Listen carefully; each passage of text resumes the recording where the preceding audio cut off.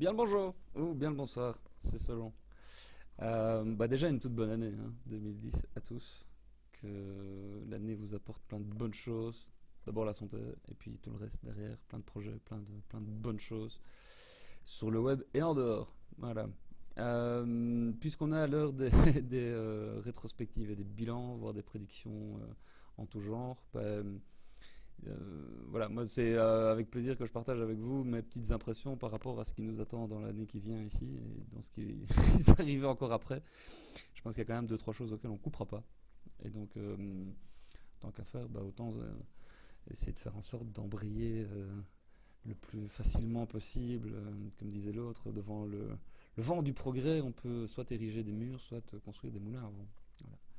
En ce qui me concerne, je préférerais beaucoup plus être un moulin qu'un mur. Mais voilà. La première chose qui me semble vachement importante dans, dans l'évolution des choses, c'est surtout la quantité de données qui sont désormais produites tous les jours et qui sont donc autant d'archives, autant de contenus searchable, comme on dit, et qui vont être valorisables en tout cas.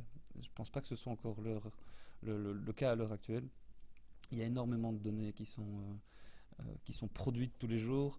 D'ailleurs, à ce propos, allez lire l'article des échos.fr, vraiment un très bon article de Dominique Roux qui parle de l'exafloat. En gros, c'est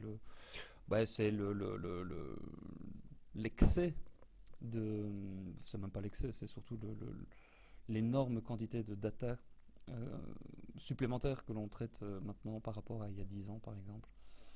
Si on prend les termes de Dominique Roux, qui est professeur à l'université de Paris-Dauphine, il dit qu'on risque une saturation des réseaux, c'est ça qu'il appelle l'exafloat.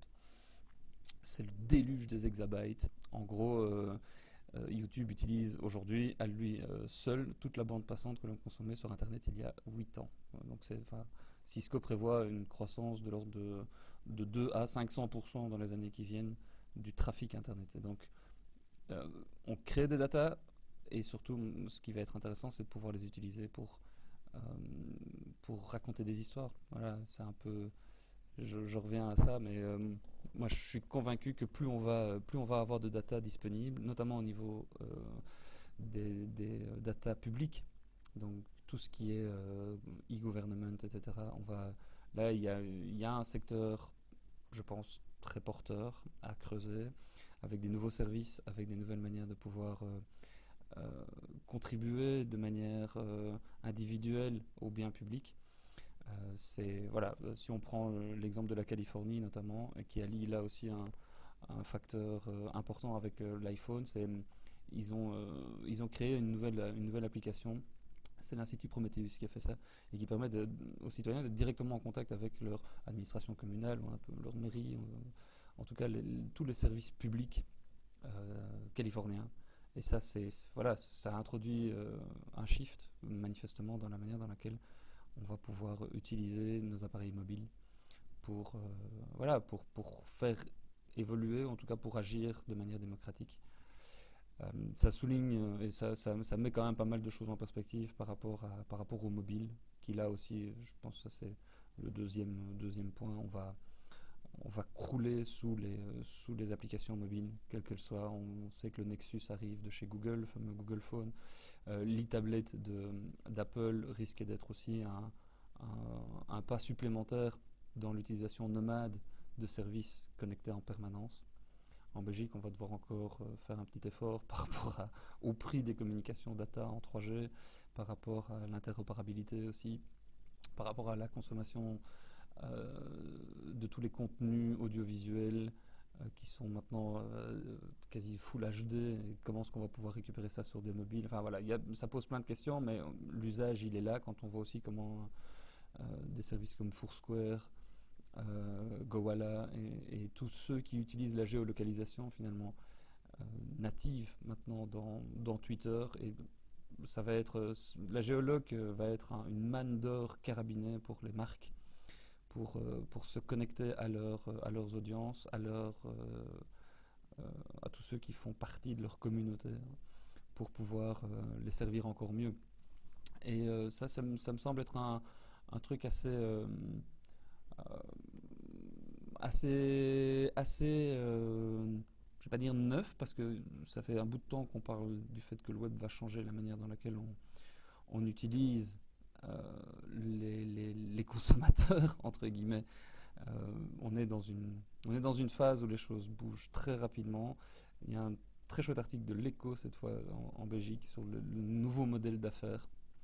Un nouveau modèle d'affaires qui doit tenir compte de cette dynamique-là à l'œuvre qui a été mise en route par le web, avec les réseaux sociaux maintenant, mais aussi au niveau managériel. C'est là que va se situer, en donner un tipping point dans les entreprises. C'est, oui, il faut être présent sur les réseaux sociaux, mais comment, pour y faire quoi, comment améliorer le service. Et ça va remettre beaucoup de choses en cause dans les structures hiérarchiques, dans la manière de travailler, de créer de la valeur ajoutée. Enfin voilà, c'est un troisième axe, je pense, vachement, vachement intéressant à suivre dans l'année qui va venir ici. Euh, un article qui reprend quand même beaucoup, beaucoup de choses, et ça je vous le conseille. C'est en anglais, c'est une diarrhée assez intense, mais il faut le lire. The Meaning of Open, c'est été publié le 21 décembre sur le Google Blog. Et c'est la manière dans laquelle Google envisage le fait d'être ouvert, avec tous les aspects possibles et imaginables de c'est quoi être ouvert. Je vais juste vous dire la conclusion de cet article. Voilà. L'ouverture va gagner. L'ouverture va gagner sur Internet et va avoir des répercussions sur plein d'autres domaines. Le futur des gouvernements, c'est la transparence.